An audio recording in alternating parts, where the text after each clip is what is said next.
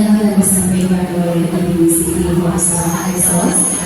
Kemudian yang kedua, pembinaan disiplin pegawai yang akan disampaikan oleh Bapak Dr. Samsi.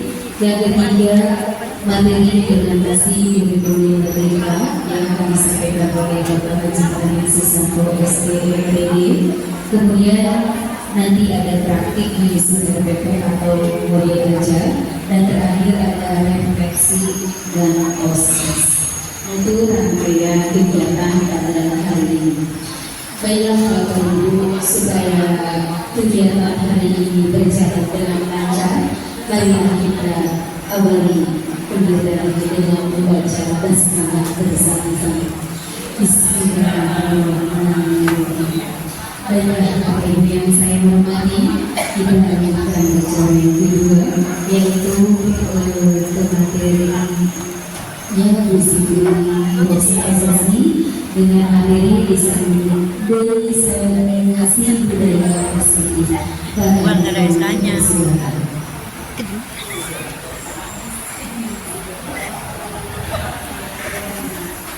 Yang direkam saja.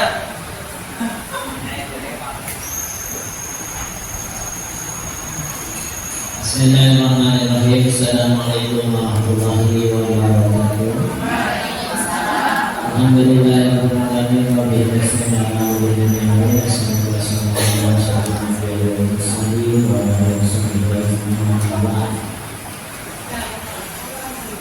Segala puji dan syukur bagi kita panjatkan kepada Allah Subhanahu wa taala.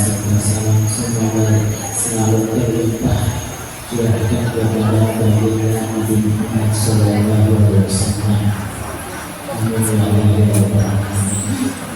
Yang terhormat kepada Sekda Desa Cigalusa, Bapak Kepala SDM, yang terhormat Bapak Wakil Kepala Sekolah, yang terhormat Bapak dan Ibu Kepala Program Konsentrasi Keahlian, yang terhormat Bapak dan Ibu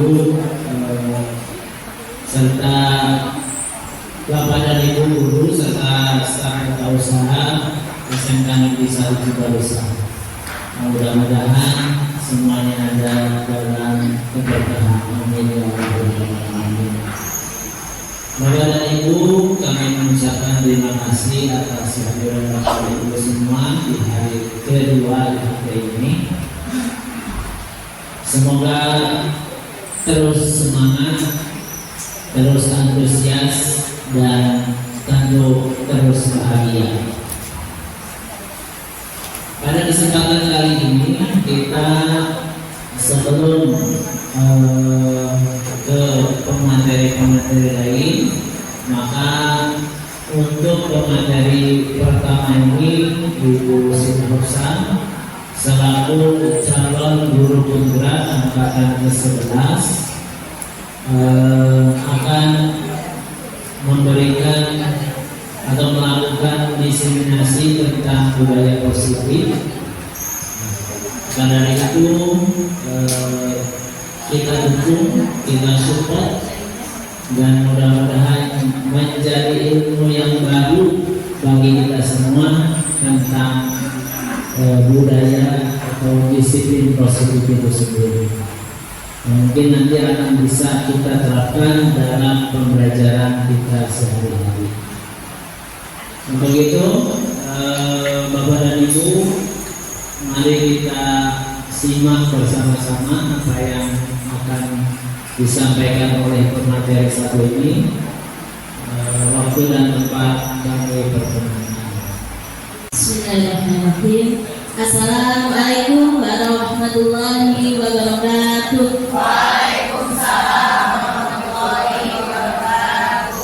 Kepada yang terhormat Bapak Kepala Sekolah, Bapak Wakil Kepala Sekolah, Bapak Haji Tamin, Bapak Muksir, Bapak Haji Hidayatullah Jumhuri, kepada yang terhormat Bapak dan Ibu Kepala Program Keahlian, Bapak Ibu Rekan Sejawat Guru SMKN 1 Cigalusa. Marilah pertama-tama kita panjatkan puji dan syukur kita terhadap Allah Subhanahu wa taala, karena pada pagi hari ini Alhamdulillah kita semuanya diberikan nikmat sehat sehingga dapat berkumpul bersilaturahmi kembali di hari kedua in-house training dalam rangka peningkatan mutu pembelajaran dan sosialisasi disiplin pegawai. Salawat dan salam selalu kita limpahkan kepada Nabi kita Nabi besar Muhammad Sallallahu Alaihi Wasallam. Mudah-mudahan kita selalu mendapatkan sholatnya nanti di yaumul qiyamah.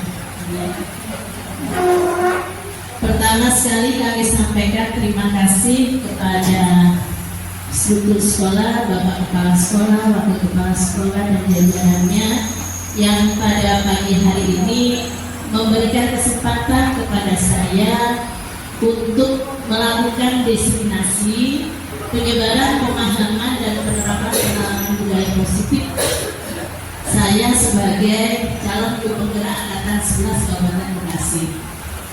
Hal ini adalah sebagai rangkaian pembelajaran kami di dalam melaksanakan kegiatan guru penggerak khususnya di angkatan 11. Terima kasih juga kepada Bapak dan Ibu yang berkenan hadir pada kegiatan kali ini dan support dari Bapak Ibu calon guru penggerak sebelumnya yaitu angkatan 7, 9 dan 10 yang bersama-sama kami dalam proses pembelajaran.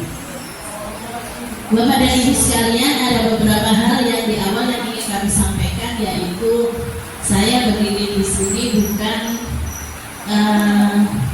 yang paling tahu ya, jadi artinya kita di sini belajar bersama.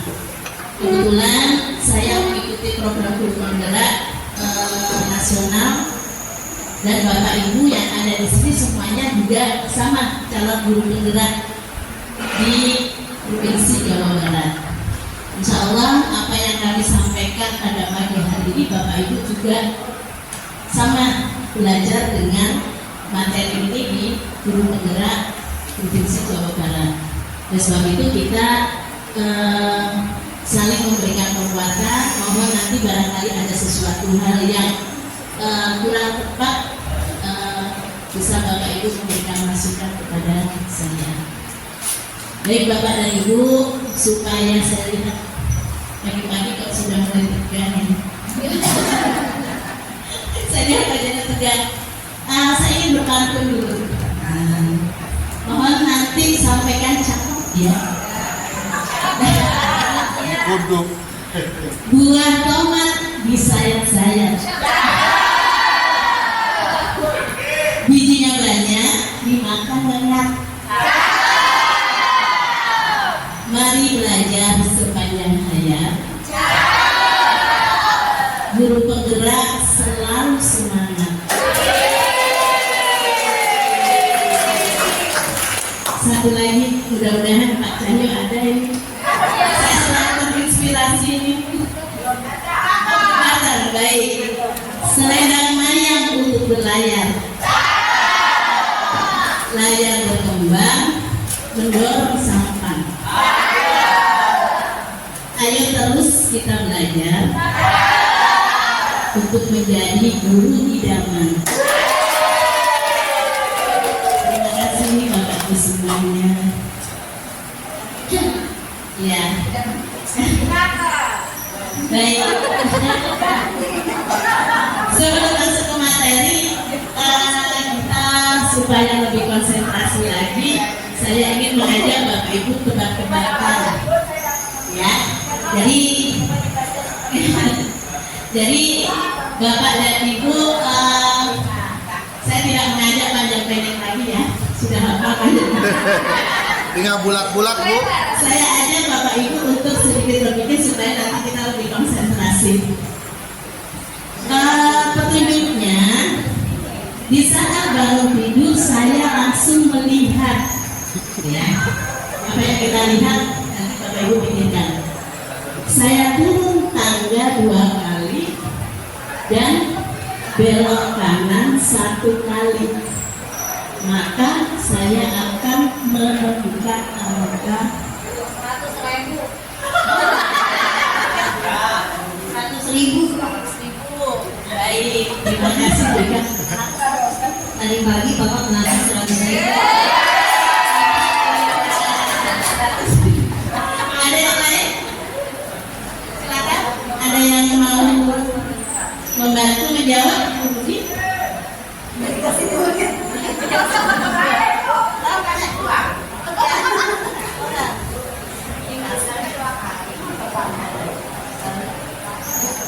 Kalau pagi kita bangun selalu kita melihat. Pertama saya melihat yaitu ingat sholat subuh. Itu yang saya lakukan. Terima kasih Bapak dan Ibu. Yang ditanya adalah angkanya. Kita ketemu angka berapa?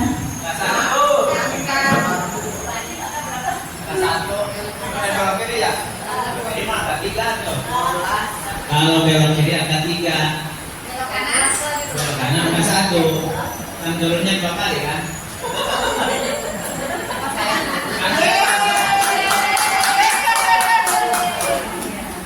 Baik, terima kasih. Ada lagi yang mau memberikan pendapat? Benar mau?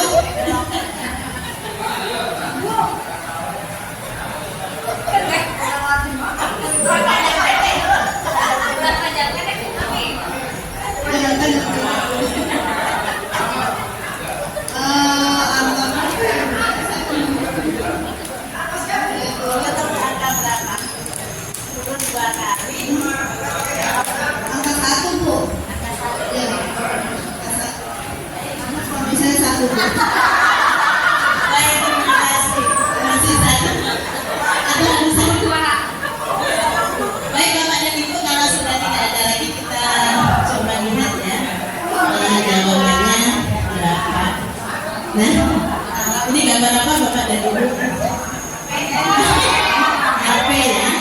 Jadi karena kita sudah terbawa arus zaman, bangun tidur yang dicari yang dilihat HP dulu. Nah kemudian dari atas turun 2 kali, berarti ke angka 4 dan angka 7. Kemudian belok kanan 1 kali ketemu angka 8.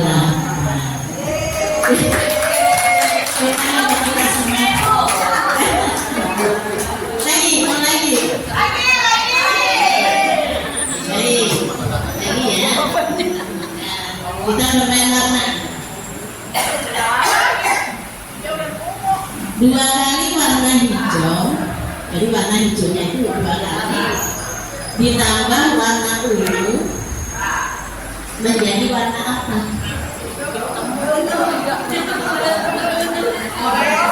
Warna hijaunya 2 kali. Ditambah warna ungu menjadi warna apa? Ada yang mau menjawab? Warna biru. Silakan Bu Titi, warna biru. Kenapa warna biru?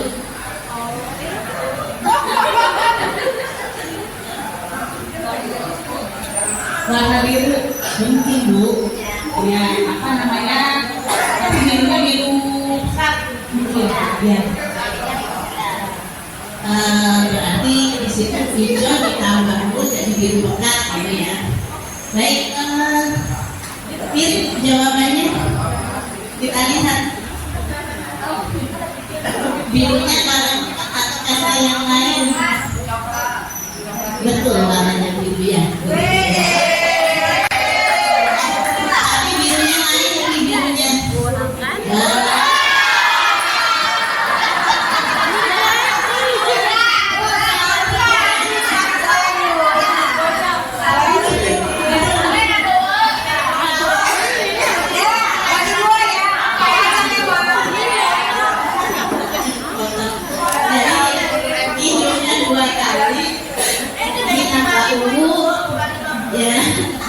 Jadinya biru jadi.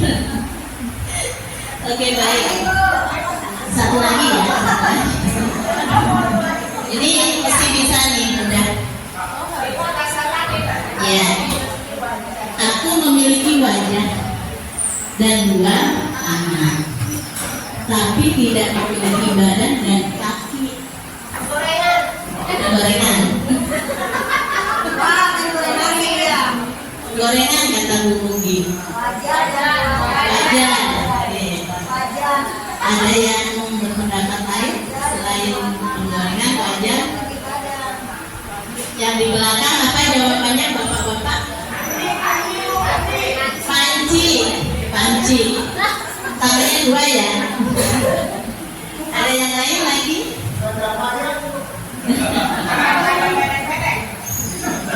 Wajah panci, bergerak nggak tangannya? Bergerak nggak tangannya? Tidak ya.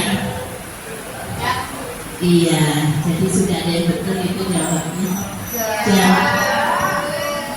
Jadi tangannya dua itu bergerak ya. Kemudian tidak punya kaki. Oke, baik Bapak dan Ibu, mudah-mudahan refresh ini kita lebih konsentrasi kembali. Kita masuk ke materi konsep budaya positif. Mohon koreksi karena saya lihat Bapak Ibu semuanya sudah mengerjakan ini di TGP Jabar ya, budaya positif. Nah, yang ingin kami share sebagai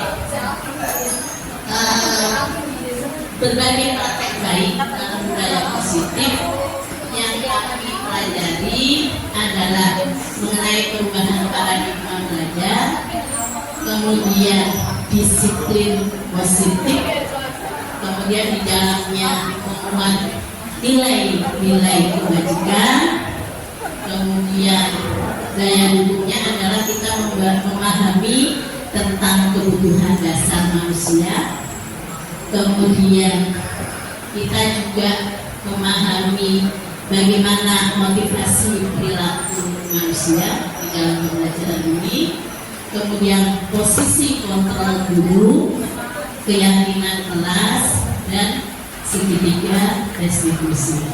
Kemarin Bu Eka menyampaikan sudah sampai segitiga restitusi ya. Mohon nanti koreksi ya Bu ya, barangkali ada hal yang kurang tepat. Oke baik, yang pertama adalah pembelajaran dengan paradigma baru. Kita semuanya belajar hari ini di kurikulum merdeka. Artinya pembelajaran yang dirancang berdasarkan prinsip pembelajaran diferensiasi. Nah, kita sudah masuk pembelajaran diferensiasi. Kita kemarin nyambung dengan materi sebelumnya yang disampaikan Bu Ela. Kita belajar membuat asesmen. Untuk apa? Untuk memberikan pembelajaran diferensiasi. Sehingga para peserta didik belajar sesuai dengan kebutuhannya berdasarkan tahap perkembangan sesuai dengan psikologi modern. Psikologi modern itu artinya bahwa kita memberikan pembelajaran kepada peserta didik itu melihat seorang anak itu memiliki dua kodrat, kodrat alam dan kodrat zaman. Ada yang mau membantu kodrat alam itu apa? Bisa?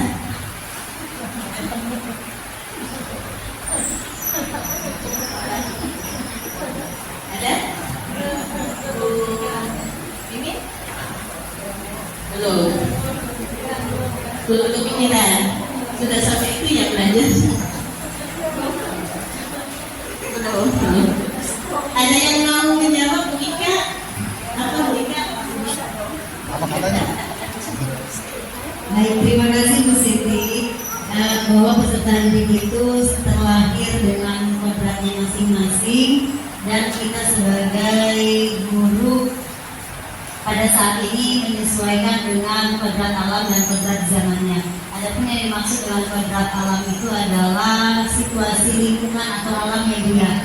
Misalnya sekolah yang ada di pesisir atau di pegunungan itu pasti akan berbeda materi yang akan disampaikannya dengan kita yang berada di lingkungan dekat dengan industri ya Bu ya.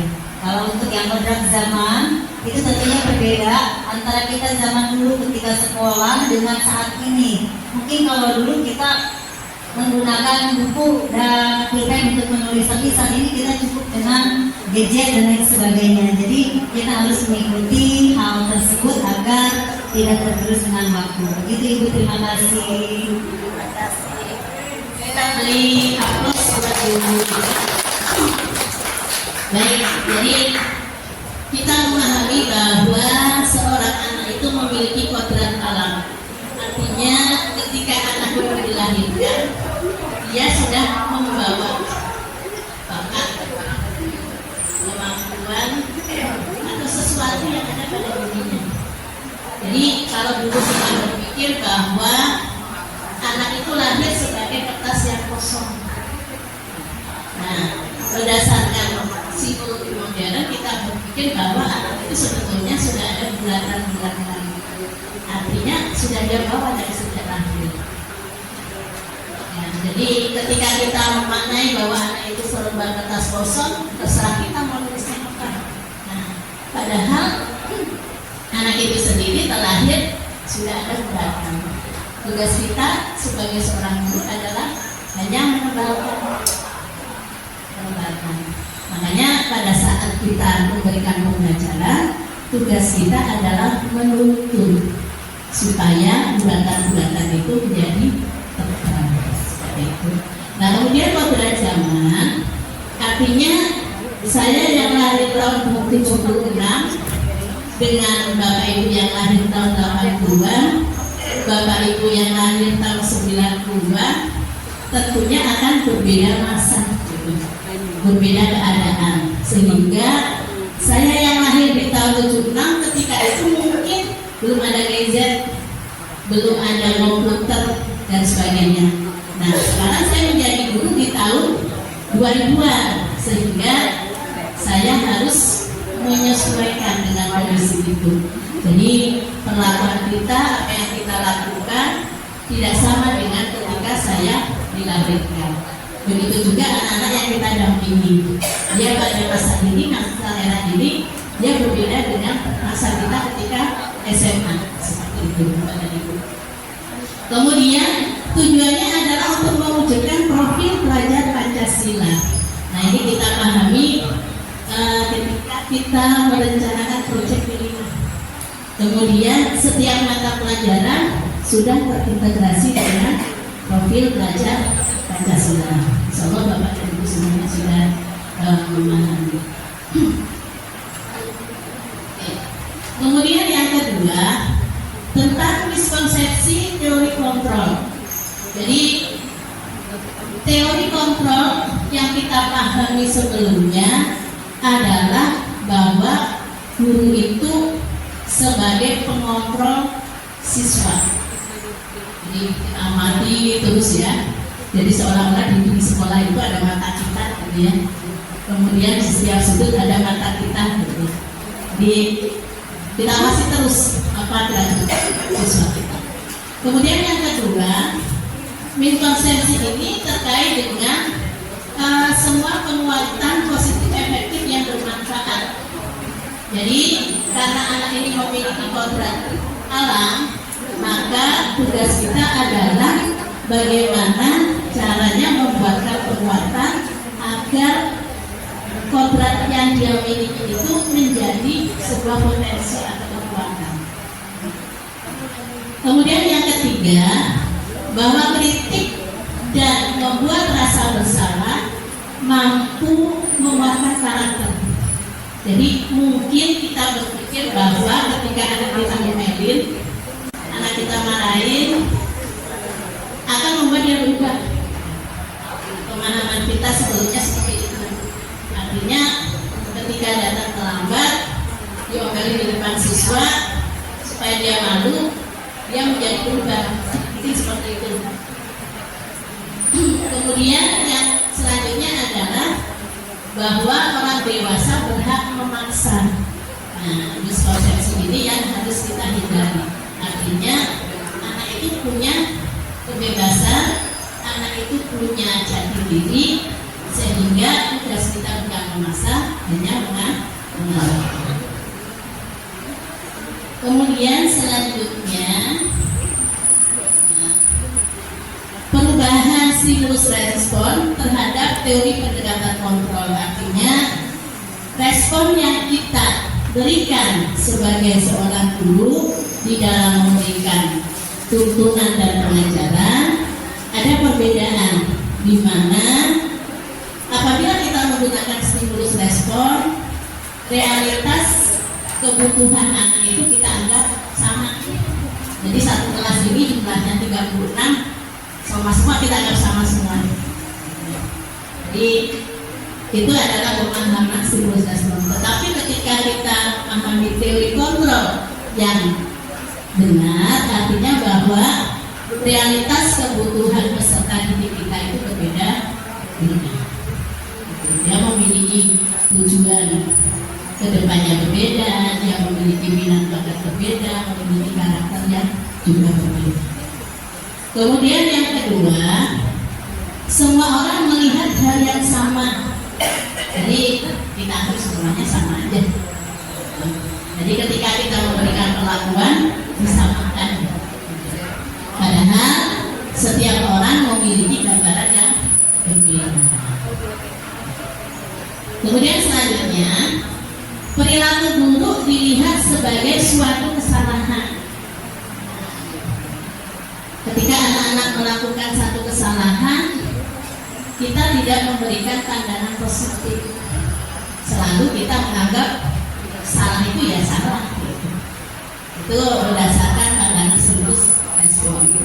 Tetapi berdasarkan teori kontrol, artinya setiap perilaku yang dia lakukan ada tujuannya yang mungkin belum kita pahami. Kemudian yang selanjutnya, berdasarkan stimulus respon, orang lain bisa mengontrol saya. Jadi kita seperti robot yang digerakkan oleh aturan dan prinsip orang. Tetapi berdasarkan teori kontrol, kita pahami bahwa hanya Anda yang bisa mengontrol diri Anda. Artinya kita berharap setiap apa yang kita lakukan berada dalam suatu posisi kita termotivasi dari diri sendiri. Jadi kita memiliki motivasi intrinsik supaya motivasi itu akan lebih lebih dapat dilaksanakan dengan baik daripada kita merasa ada itu tadi yang selalu memotivasi kita untuk melakukan sesuatu yang baik.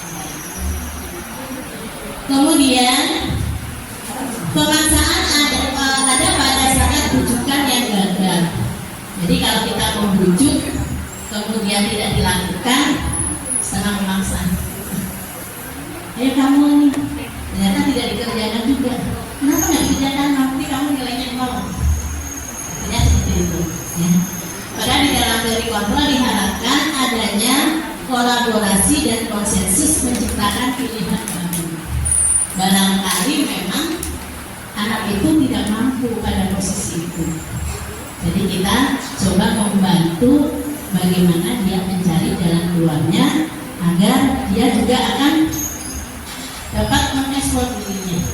Karena kemampuan anak itu memiliki sesuatu yang berbeda-beda. Kemudian selanjutnya model berpikirnya menang kalah.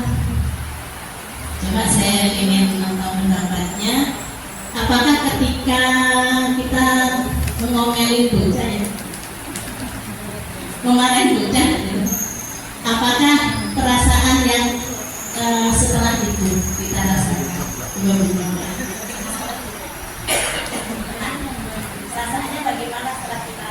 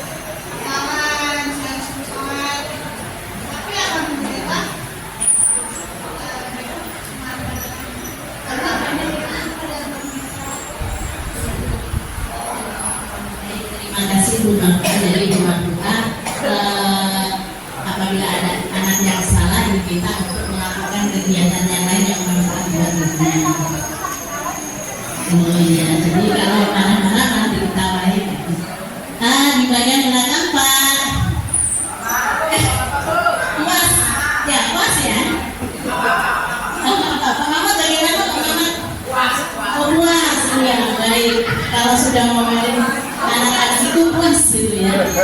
Wah, gitu. Udah tersalurkan gitu ya. Artinya anak udah kalah, saya yang menang gitu ya.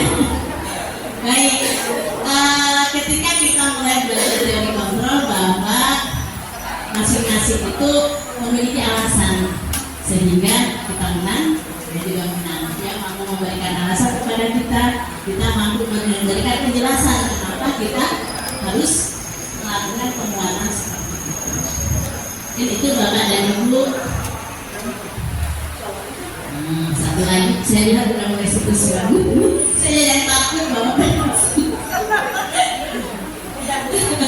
Baik. Selanjutnya adalah mengenai disiplin positif. Nah, ini Bapak Ibu semuanya sudah belajar ya di CGB Jabar ya. Saya tidak usah membaca lagi. Artinya disiplin positif itu berasal dari kata disiplina yang artinya belajar, mengacu pada disiplin diri, memiliki tanggung jawab terhadap apa yang dilakukannya, terhadap nilai-nilai yang diyakini.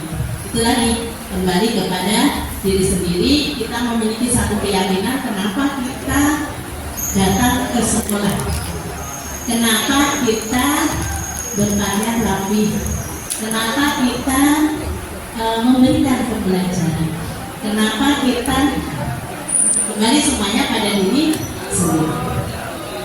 Kemudian disiplin positif merupakan salah satu cara untuk menerapkan disiplin yang bertujuan untuk menumbuhkan kesadaran dan membudayakan peserta didik tanpa ada imbalan atau penghargaan atau ancaman bahkan hukuman. Coba saya tahu pendapat mereka. Mereka kalau dapat hadiah senang nggak? Senang Bu. Kalau dapat hadiah itu bentuk dari prestasi kita mendapatkan hadiah berarti kita berprestasi. Terima kasih Bu. Mereka senang kalau dapat hadiah dengan anggapan itu adalah imbalan dari prestasi saya. Bu Ruby, ini satu kelas Bu Eka dapat hadiah. Bu Ruby juga gitu. Perasaan Bu Ruby bagaimana? Ini Bu, pengen dapat juga. Baik, Bu Ruby pengen dapat juga, Bu Eka dapat, Bu Ruby juga gitu ya. Bagaimana caranya saya dapat? Nanti kita belajar lebih lanjut kenapa saya bertanya seperti itu. Kalau saya lanjutkan, sebagai pendidik tujuan kita adalah menciptakan peserta didik yang memiliki disiplin diri. Jadi disiplin itu bukan karena paksaan, bukan karena ancaman, bukan karena sesuatu hal yang menekan mereka. Diharapkan tumbuh dari dirinya sendiri sehingga mereka memahami tentang nilai-nilai universal yang berlaku umum yang dia pahami dari lingkungannya. Kemudian memiliki motivasi intrinsik dalam perubahan perilaku yang terjadi. Jadi semuanya diharapkan berpikir positif, tidak berpikir bahwa si itu aja terlambat nggak apa-apa, si itu aja nggak masuk nggak apa-apa, si itu aja tidak mengerjakan udah diapa-apain. Nah dari situ maka kita harapkan seseorang itu semuanya tidak tergantung dengan satu hal yang berkaitan dengan faktor luar, tetapi memiliki dorongan dari diri sendiri. Ini adalah nilai kebajikan yang kami pelajari di guru penggerak Bapak dan Ibu sama mungkin yang berikut. Yang pertama adalah profil pelajar Pancasila. Tadi sudah disampaikan bahwa di dalam profil pelajar Pancasila nilai kebajikan yang kita ajarkan adalah beriman kepada Tuhan, kemudian berakhlak mulia, kebinekaan global, gotong royong, mandiri, kreatif, bernalar, dan kritis. Nah ini terkait dengan materi sebelumnya yang saya sampaikan kemarin kepada Bapak dan Ibu pada saat aksi nyata saya di Mobil 1.3.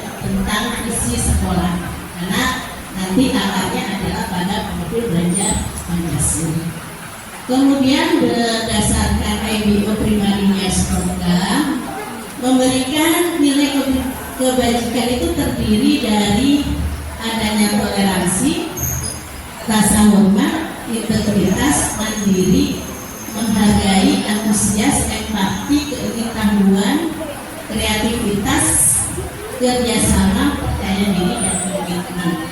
Itu yang diajarkan.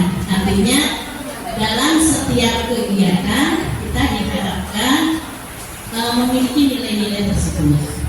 Kemudian untuk konsep yang lain tentang keterampilan hidup atau life skill. Jadi untuk life skill kita diharapkan memiliki nilai kebajikan, dapat dipercaya. Jadi ketika kita bekerja, penerapannya adalah kita bisa komitmen karena kita dapat dipercaya. Kemudian lurus hati, pendengar yang aktif. Jadi kalau di dalam teori komunikasi, mendengarkan itu lebih baik dari berbicara. Yang begitu betul.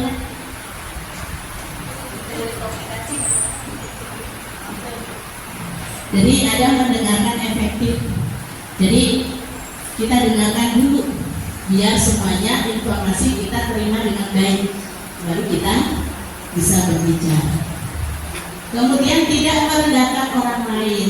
Jadi karena masing-masing dari kita itu memiliki minat, bakat, karakter, termasuk murid-murid kita memiliki kodrat alam, sehingga kita memahami bahwa semua mereka memiliki potensi.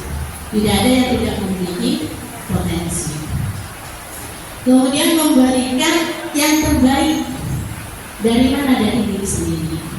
Sehingga di dalam pola pembelajaran itu yang kita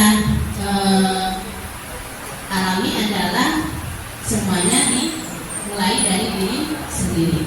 Itu pun kita juga memahami pada saat kita masuk di dalam pendidikan program guru penggerak, karena di dalam program pembelajaran itu semua diawali dari diri sendiri.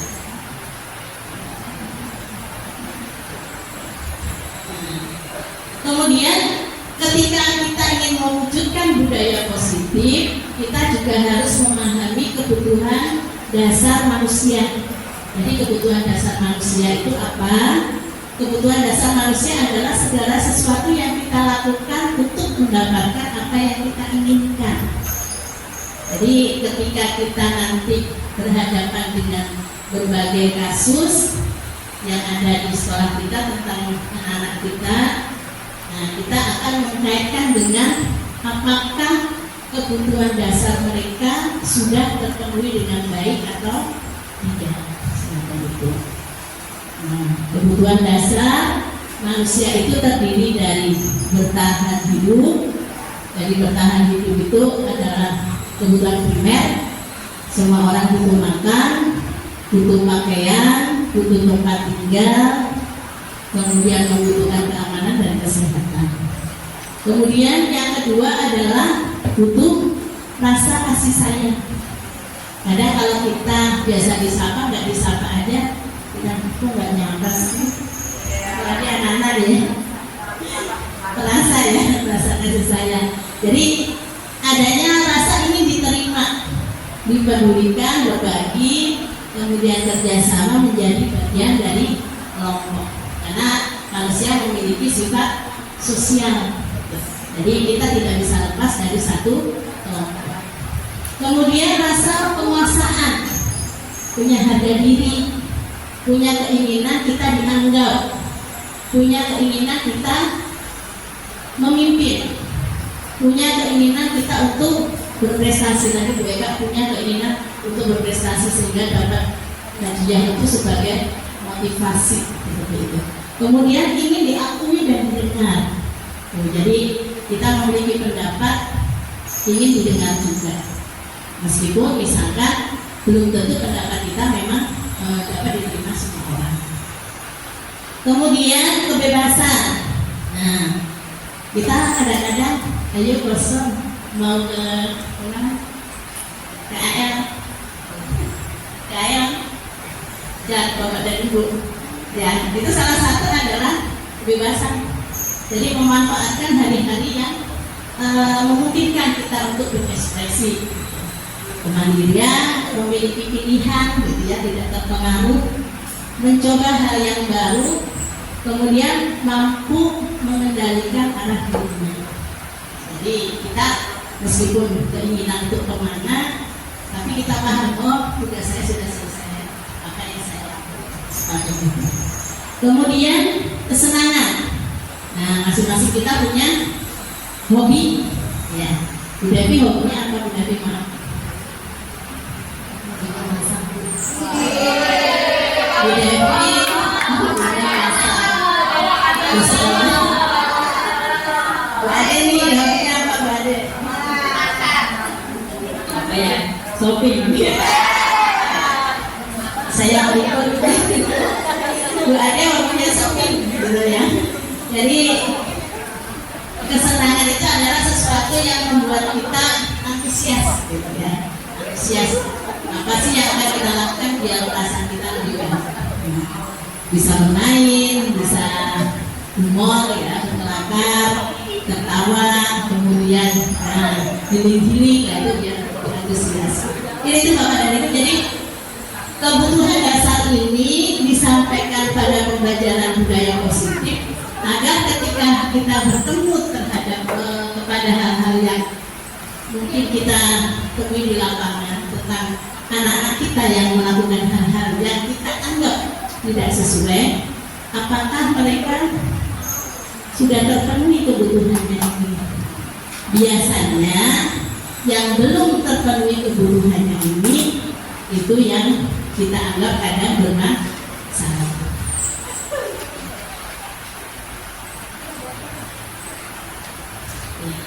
Ini yang tadi saya sampaikan, ada motivasi perilaku manusia.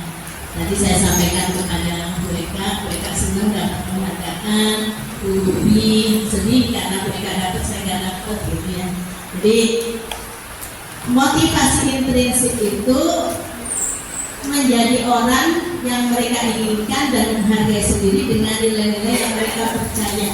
Jadi tumbuh dari dirinya sendiri.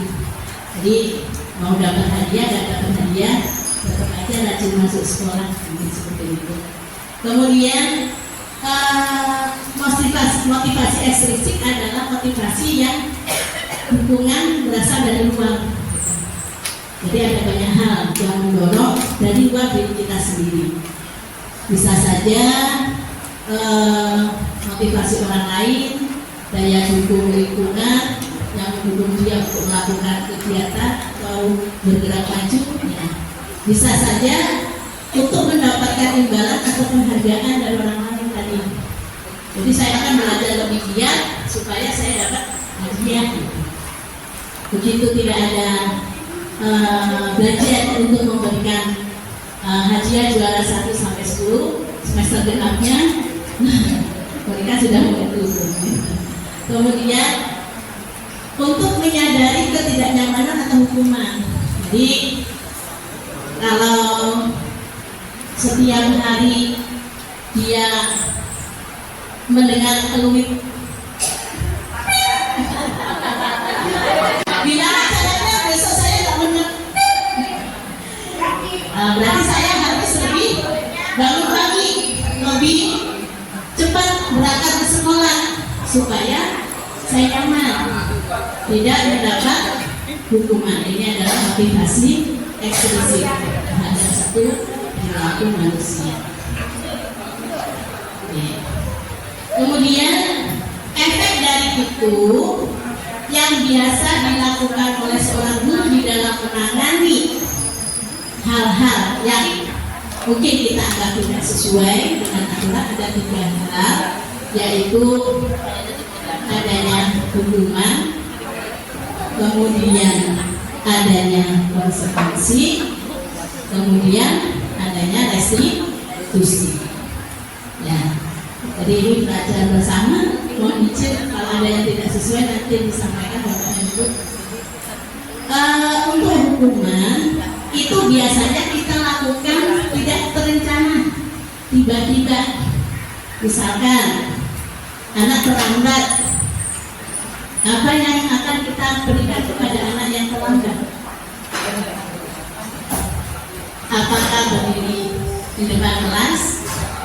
mengangkat kakinya, menjaga telinganya. Nah ini adalah biasanya tidak terencana, tidak ada yang tertulis. Apa yang kita ini spontan. Kamu terlambat, senang, angkat kakinya, pegang telinganya. Ini masuk di dalam kategori hukuman. Kemudian murid tidak tahu apa yang akan terjadi atau dilibatkan dalam kegiatan itu. Jadi tahu pokoknya ada guru kepergok, dan langsung di depan, atau lari keliling lapangan. Kemudian bersifat satu arah. Jadi biasanya tadi itu kembali siapa yang berkuasa, orang dewasa mampu menguasai. Kemudian berupa hukuman fisik atau psikis. Jadi biasanya hukuman itu mengarah kepada fisik, jadi apa yang kita lakukan dengan berat badan kita, atau psikis. Psikis itu artinya merasa malu. Nah, Pak Fikri nih, saya tanya nih, Pak Fikri pernah dihukum nggak dulu waktu sekolah?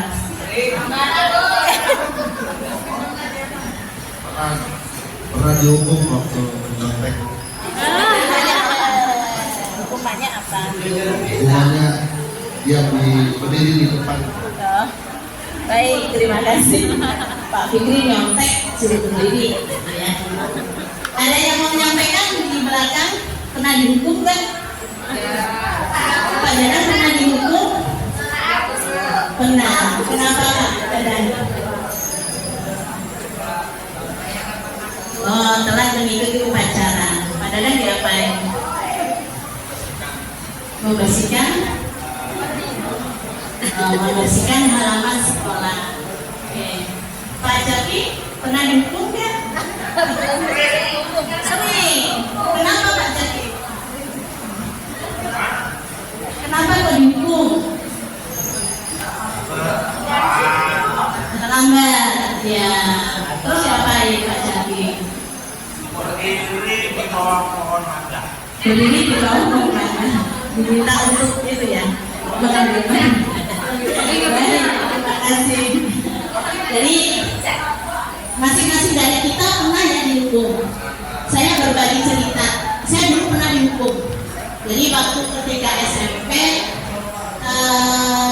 guru saya memberikan peraturan bahwa kalau nilainya di bawah 7, saya harus lari lapangan. Begitu masuk kelas, di depan kelas di DPR saya harus belajar, saya harus belajar. Dan sekarang saya usianya sudah 48. Ternyata saya mengingat. Ya. Nah, ketika Bapak Ibu dihukum tadi menyampaikan bahwa pernah itu kira-kira usia sekolahnya. Berarti sudah berapa puluh tahun? 20 tahun nah, tapi masih ingat ya? Ya. Nah, ya. Jadi hal-hal yang mungkin pernah kita alami dalam hukuman itu akan terekam di imajinasi kita dalam otak kita. Meskipun sudah sekian lama. Mainannya ya, jangan dibawa ke sekolah. Kemudian yang kedua adalah konsekuensi. Jadi apa yang kita lakukan adalah sebagai sebuah konsekuensi. Di mana konsekuensi ini adalah sebuah rencana atau disepakati sesuai aturan. Jadi misalkan kalau ada anak yang tidak mengerjakan PR, nah kita akan memberikan konsekuensi terkait dengan dia tidak mengerjakan PR. Berbeda dengan hukuman. Kalau hukuman tadi biasanya tidak terkait sama sekali. Terlambat disuruh membersihkan WC misalnya. Tidak terkait kan antara terlambat dengan membersihkan WC. Tapi kalau konsekuensi apa yang kita minta untuk dilakukan terkait dengan kesalahan yang dia buat. Kemudian murid tetap dibuat tidak nyaman. Nah, biasanya kamu nanti pulang belakangan ya. Kamu kan tadi tidak mengerjakan. Kemudian sikap guru selalu memonitor. Kenapa? Karena diharapkan adanya perubahan. Kemudian dengan restitusi.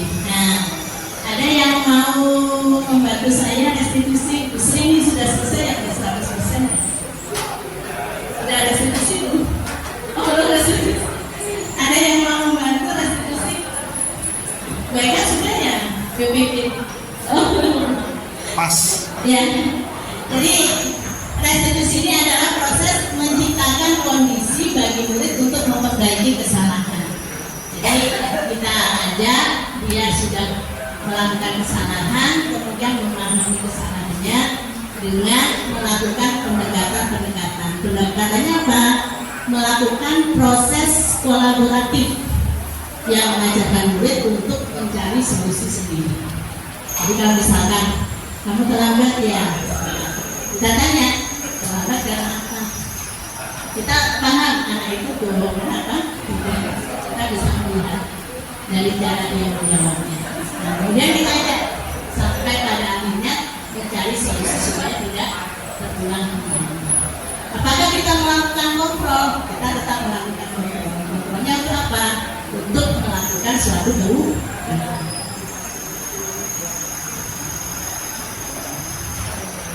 Ini ada videonya Bapak Ibu. Cuman kenapa nggak muncul ya Pak? Videonya ini.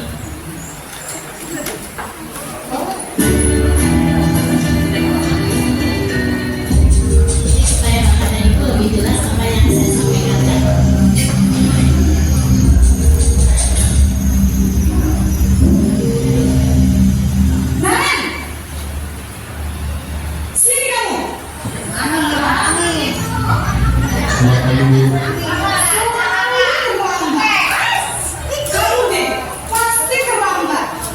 Maaf Bu, saya Apa coba?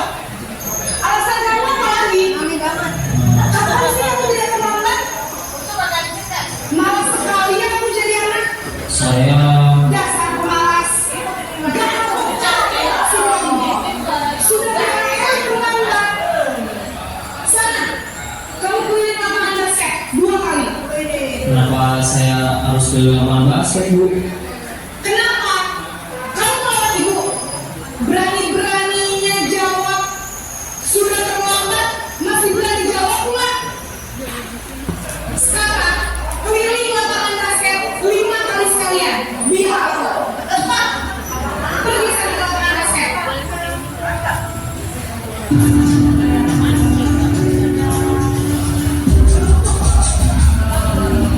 Ini posisinya dua Bapak Ibu, dua rasa besar.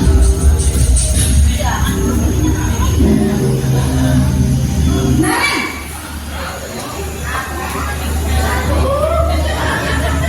Selamat pagi Bu. Naren! Kamu kenapa terlambat lagi, nak? Ya Tuhan, Naren. Kamu senang ya begini susah ya? Kalau kamu terlambat lagi, nanti ibu yang ditegur bapak kepala sekolah, nak. Disangka ibu tidak bisa membina kamu. Duh, gimana ini? Maaf Bu. Nunggu si Naren. Aku sudah kuliah sama kepala sekolah. Terus, sekarang itu kamu sudah bisa apa ini buku absen? Ini kamu sudah sering terlambat loh. Ibu harus apa coba? Maaf Bu. Maaf sekali. Ya sudah, lain kali jangan bikin ibu susah lagi ya nak ya. Ibu tidak akan kuat lagi kalau kamu begini terus. Bisa jantungan kalau ibu ditegur bapak kelas sekolah. Sana cepat kelas. Maaf ya Bu. Maaf sekali.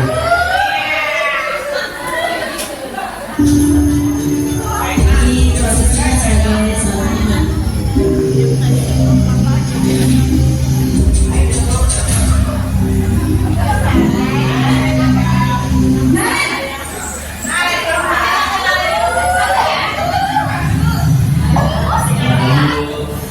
Wah, sudah jam berapa ini nak?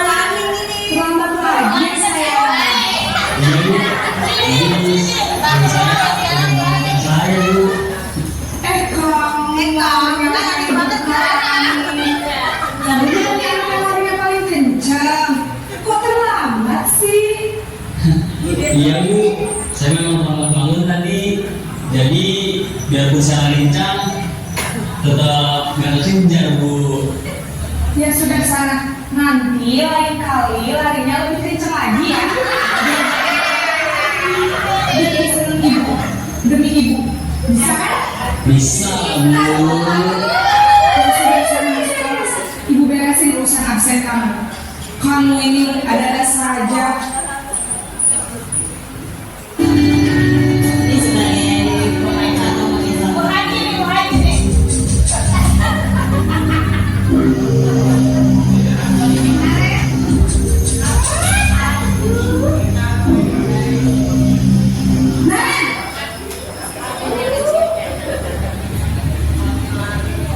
Selamat pagi Bu.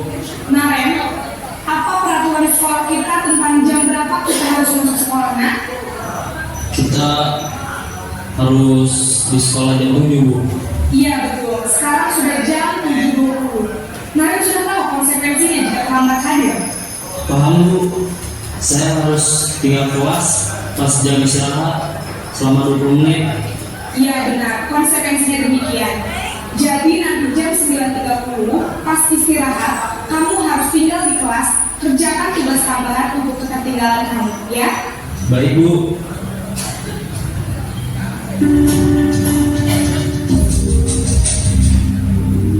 Ini restitusi.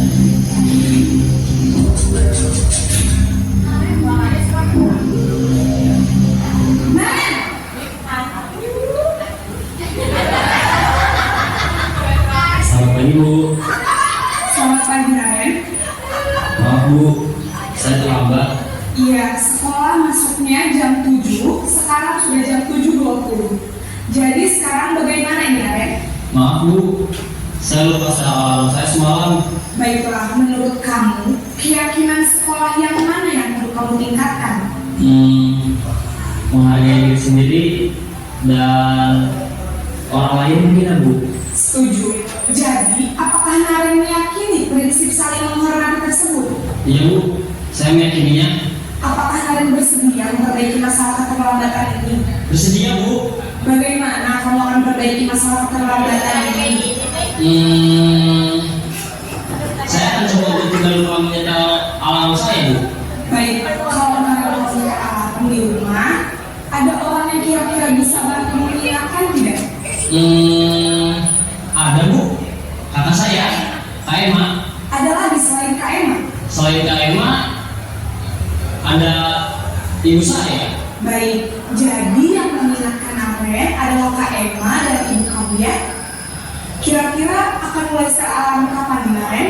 Setelah pulang sekolah, akan segera saya lakukan. Baik, jadi Naren akan setel alarm untuk bangun besok pagi dan akan diingatkan oleh kakak dan ibu dan Naren ya. Ada lagi yang mungkin perlu dilakukan Naren agar tidak terlambat bangun lagi. Tidak ada Bu. Baik Naren, terima kasih untuk bersama kamu. Sekarang kamu perlu kembali ke kelas untuk belajar. Baik Bu, terima kasih. Baik, terima kasih tepuk tangan Bapak dan Ibu.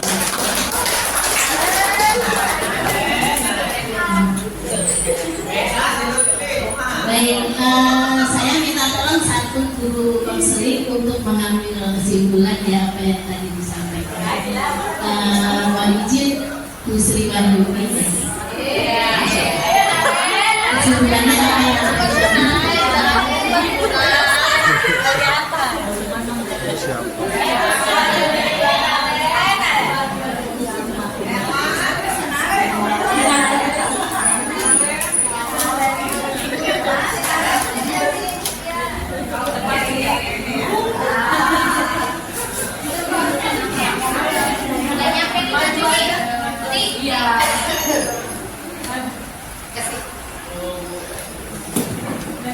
Mau kemana sih? Udah, cukup.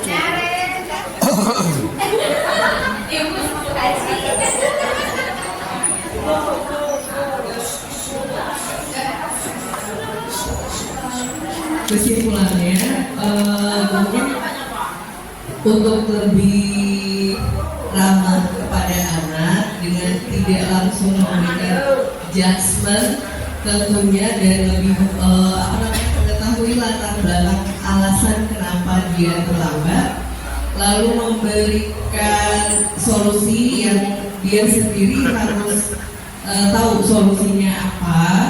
Lalu kita menyimpulkan dan membuat kesepakatan agar kesalahannya tidak diulangi kembali. Terima kasih Bu Sriwati. Kita beri aplaus buat Bu Sriwati.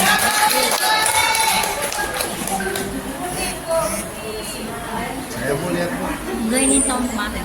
Belum. Oh iya. Oke, baik. Jadi kesimpulannya adalah mengarah kepada 5 posisi kontrol dulu. Saya pribadi kelima-limanya mungkin pernah melakukan ya. Jadi sebelum belajar atau mudah-mudahan setelah belajar ini kita ada pergeseran pemahaman supaya bagaimana caranya kita melakukan posisi kontrol yang baik bagi anak kita. Jadi ada sebagai penghukum Bapak dan Ibu dari posisi kontrol sebagai penghukum, kemudian pembuat rasa bersalah. Jadi pembuat rasa bersalah itu biasanya karena itu langsung ya sih saya salah, biasanya mengakibatkan seseorang itu menjadi minder atau kecil hati. Kemudian menjadi teman. Nah, menjadi teman ini mungkin kadang-kala bisa kita lakukan, tapi tidak setiap kesalahan akan kita terapkan. Kenapa?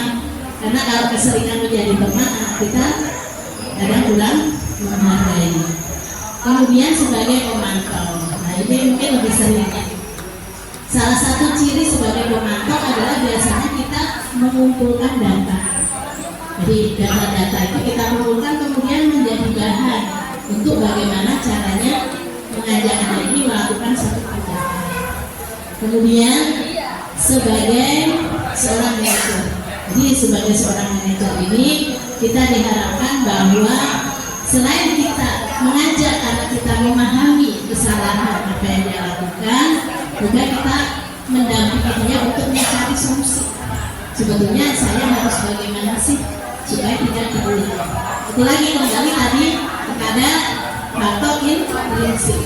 Kalau faktor intrinsik yang belum terbentuk, kadang anak ini belum memahami saya harus seperti apa. Nah, tugas kita adalah mendampingi agar dia memiliki motivasi intrinsik untuk melakukan sesuatu hal yang baik. Jadi tidak bergantung pada eksternal yang ada di luar dirinya. Nah,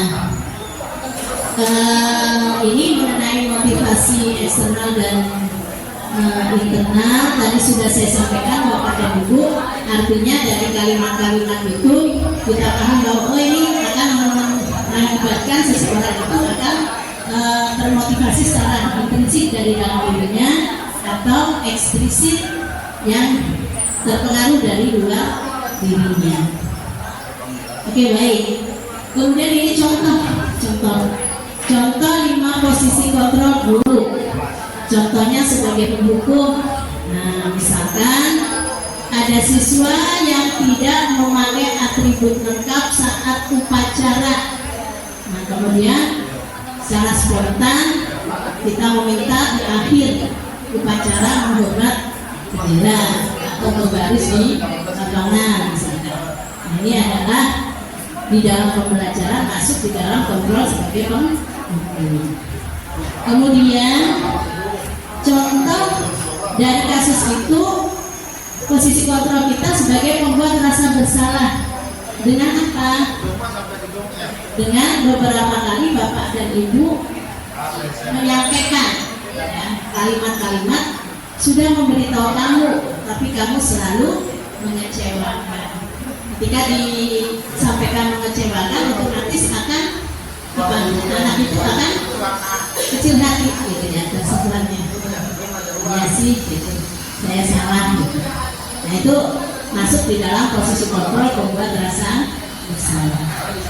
Nah ini salah satu contoh kalau posisi kita menjadi seorang manajer. Artinya kita mengajak anak kita untuk mencari solusi yang baik dengan melakukan pertanyaan, apakah kamu tahu kesalahanmu? Jadi tahu nggak dia kalau salah gitu? Jangan kita sisihkan dengan teman-temannya dan kita tahu dia salah atau tidak gitu. Kemudian bagaimana kamu memperbaiki kesalahan? Jadi diajak ngobrol, kamu salahnya udah tahu, menurut kamu bagaimana kamu memperbaiki kesalahan? Baik Bapak dan Ibu, halo, masih semangat? Kita mau apa? Mau bernyanyi? Mau ice breaking? Cuman Pak Muksin sudah menunggu nih di sesi yang kedua. Oke baik, Bapak dan Ibu ini dulu, nanti baru kita ice breaking. Kita coba ya memahami tadi apa yang kami sampaikan. Kita pilih ini posisi kita sebagai kontrol apa ketika kita menyampaikan saya kecewa sekali dengan kamu.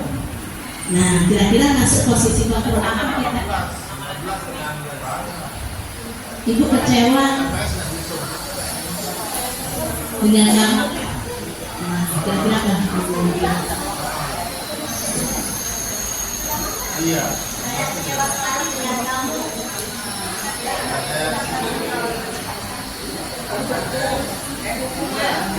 Merasa bersalah. Merasa Bersalah.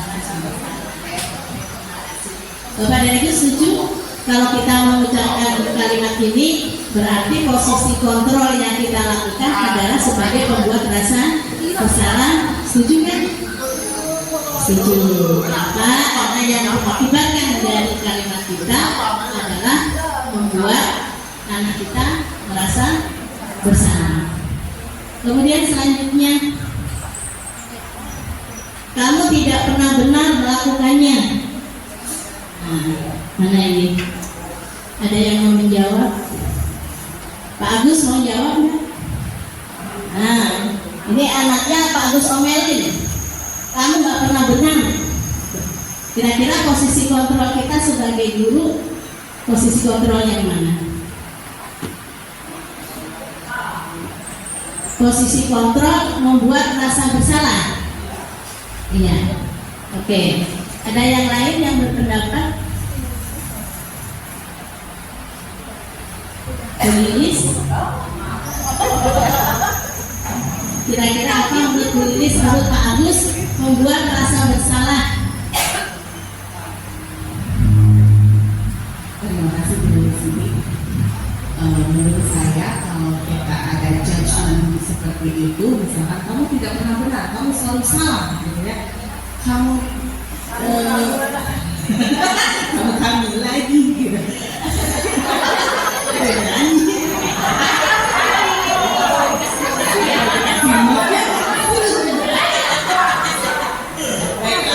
Menurut saya itu menghukum. Terima kasih. Baik, terima kasih Bu Lilis. Nanti SPK-nya jangan Bu Lilis nantinya. Sudah pegang mic biasa. Baik Bapak dan Ibu, menurut Pak Agus tadi adalah ini kontrol kita sebagai pembuat rasa bersalah. Tapi menurut Bu Lilis sebagai penghukum. Kalau menurut Bapak Ibu semua sebagai penghukum. Artinya ketika kita menjas di kami itu selalu salah, itu biasanya kita pada posisi kontrol sebagai seorang penghukum. Nah, kemudian selanjutnya Bu Siti Nurdiana, apa rencanamu untuk menyelesaikan masalah ini? Kira-kira kita posisi kontrolnya sebagai apa? Menurut saya saat pada posisi apa rencananya untuk menyelesaikan masalah ini, kita sebagai kontrol manager, karena ada solusi dari guru ke para siswa untuk bagaimana menyelesaikan permasalahan tersebut. Baik, terima kasih. Bapak Ibu setuju semuanya? Baik, terima kasih. Jadi pada posisi ini kita ada pada posisi kontrol sebagai manajer. Kemudian selanjutnya, ayolah tadi yang disampaikan kepada Naran ya, lakukan ini demi Bapak atau Ibu ya. Menurut Bu Suryani apa nih?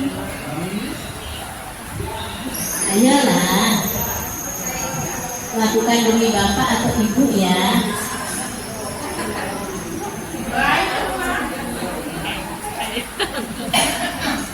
Pas.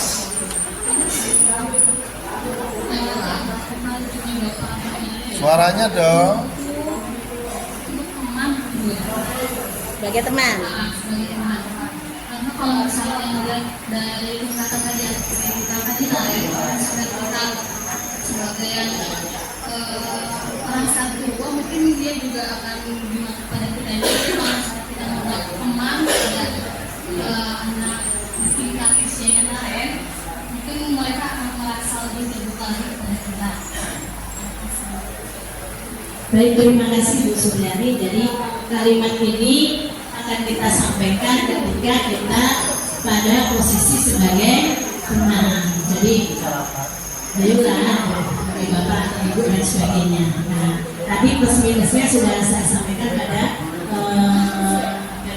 tabel yang tadi saya gunakan ya Pak dan Ibu. Oke, baik.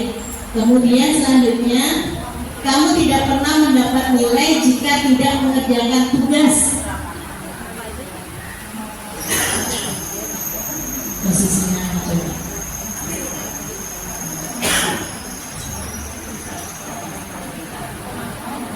Yang ketika kita mengumpulkan data, pemantau ya, sebagai seorang pemantau, sebagai kontrol. Jadi kita memantau terus perkembangannya. Apa yang kita lakukan biasanya berkaitan dengan konsekuensi apa yang dia lakukan.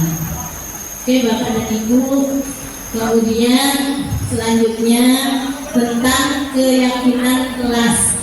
Bapak dan Ibu sudah melaksanakan semua di kelas ini, membuat keyakinan kelas untuk masing-masing mata pelajaran. Sudah ya, baik sudah. Oke baik, ada satu pertanyaan. Mengapa keyakinan kelas bukan peraturan kelas? Ada yang mau memberikan tanggapan? Kenapa keyakinan kelas bukan peraturan kelas? Gani,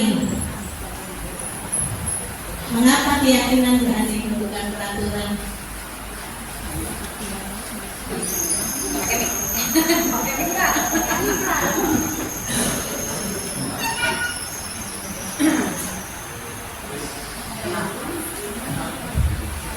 Kenapa keyakinan kelas bukan peraturan kelas? Kalau menurut saya karena bukan disepakati bersama atau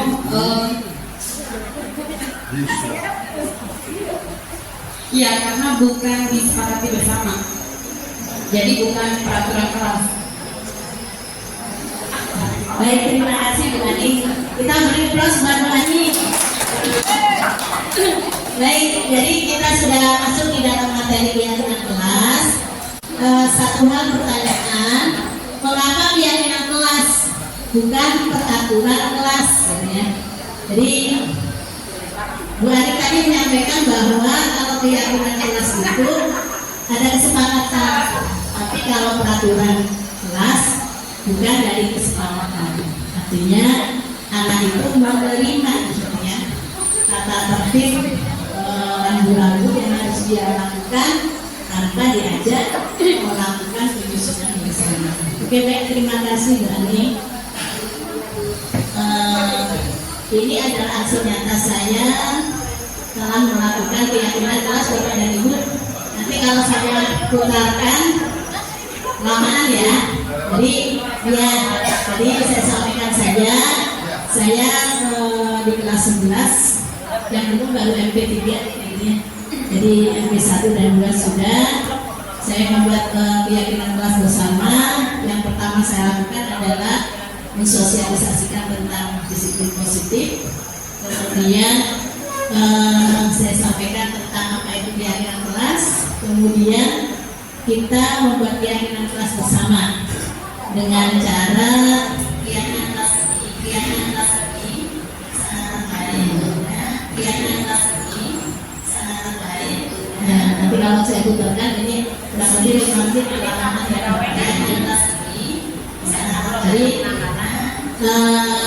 Diakhiri dengan mereka menempel stiker yang isinya adalah apa yang dia yakini untuk dia lakukan dan tidak ingin dia lakukan. Jadi stikernya ada 2, yang dia lakukan, yang ingin dilakukan, yang satunya yang tidak dia ingin lakukan. Bisa skip ya, untuk karena lakukan. Nah ini tadi, kalau keyakinan kelas merupakan disiplin positif yang diterapkan dalam membangun budaya positif sekolah, sehingga diharapkan apa yang dilakukan di kelas ini persamaannya kita bisa mengerucutkan menjadi suatu keyakinan bersama. Nah, kalau sudah menjadi keyakinan bersama, diharapkan dari keyakinan kelas itu menjadi keyakinan sekolah. Jadi jangan di tingkat sekolah. Jadi untuk para anak baru ini diharapkan kita membangun budaya positif dengan membuat keyakinan bersama untuk menentukan kesepakatan bersama. Jadi ada hal-hal yang mungkin ketika kita menyampaikan satu aturan kepada siswa kelewat. Kalau dari mereka sendiri kok ini kebutuhan anak itu ternyata ada satu lagi seperti itu. Yang diharapkan dari pembelajaran bagaimana menciptakan disiplin positif. Nah ini tadi tentang keyakinan kelas Bapak dan Ibu. Saya skip ya. Tadi sudah disampaikan tadi bahwa keyakinan kelas itu menumbuhkan motivasi prinsip karena dia itu melibatkan.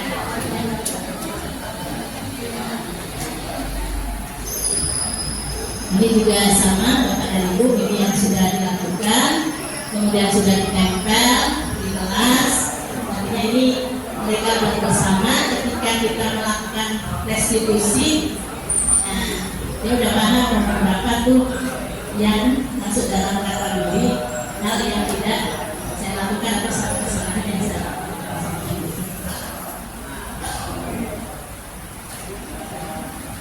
Nah, ini tentang segitiga restitusi. Tentunya ada videonya, tapi sama seperti Naren tadi nanti lawanannya. Di dalam video segitiga restitusi itu ada pemaparan bahwa di dalam kita melakukan restitusi itu adalah merupakan suatu proses dialog yang dilakukan oleh seorang guru agar dapat menghasilkan murid yang mandiri dan bertanggung jawab. Jadi kita mengajak menggali apa yang dia pahami, kemudian kita gali apa yang dia pahami untuk memperoleh suatu solusi. Nah, di dalam segitiga restitusi ada 3 bagian, karena segitiga berarti ada 3 bagian. Bagian yang pertama adalah menstabilkan identitas.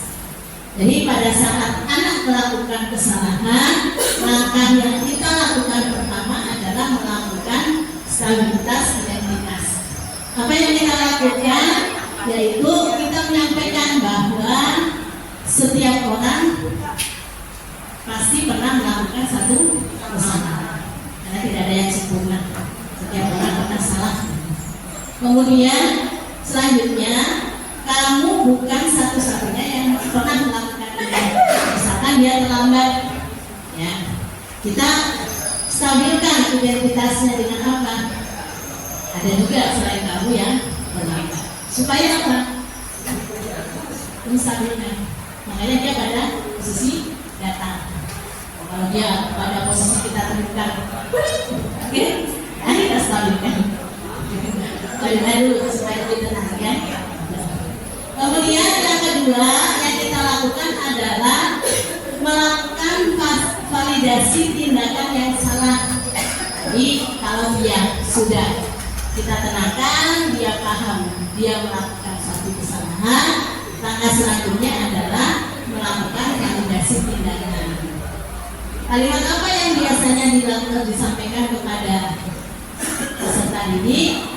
Yang pertama adalah kamu tentunya punya alasan mengapa melakukan itu. Atau Bapak dan Ibu bisa tanya, kenapa kamu terlambat? Kenapa kamu menyontek? Kenapa kamu mengganggu temanmu? Misalkan ada yang suka mengganggu temannya. Kemudian, adakah cara yang lebih efektif untuk mendapatkan apa yang kamu butuhkan?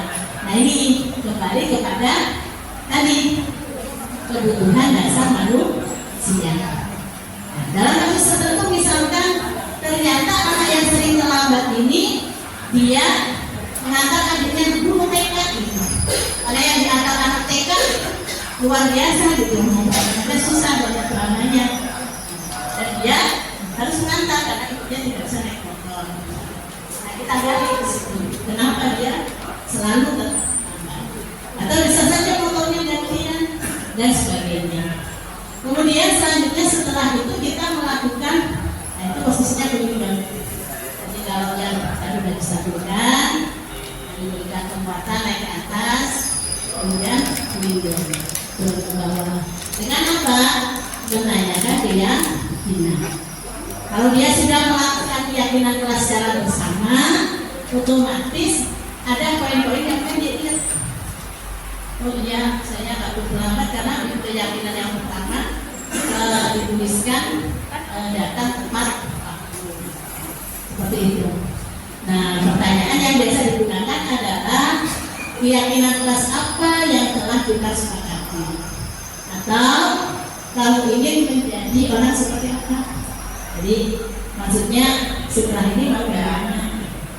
Ya. Apa yang kamu harapkan kalau kamu seperti ini? Nah, jadi ajak menggali untuk berpikir bagaimana mencari solusi dan jalan bagaimana.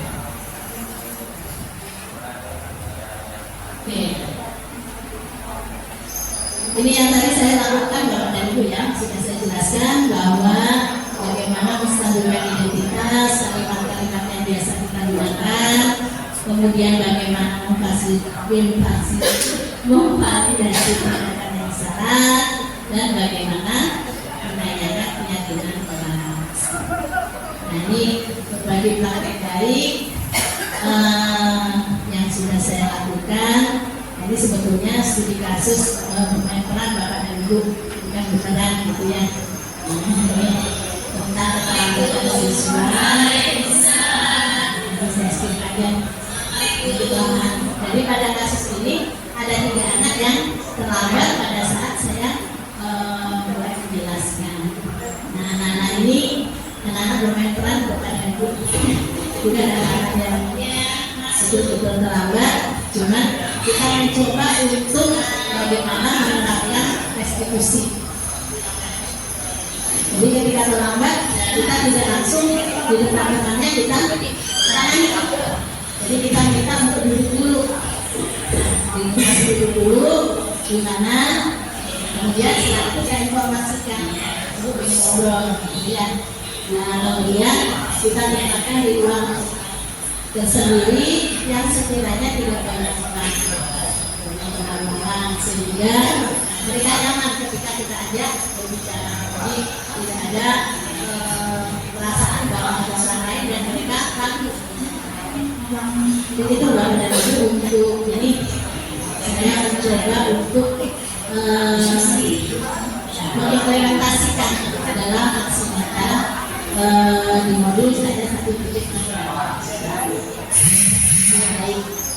Dan terakhir penutup ucapan terima kasih saya dengan kata bahwa penerapan program disiplin positif hendaknya guru memiliki kepribadian profesional dan sosial yang baik.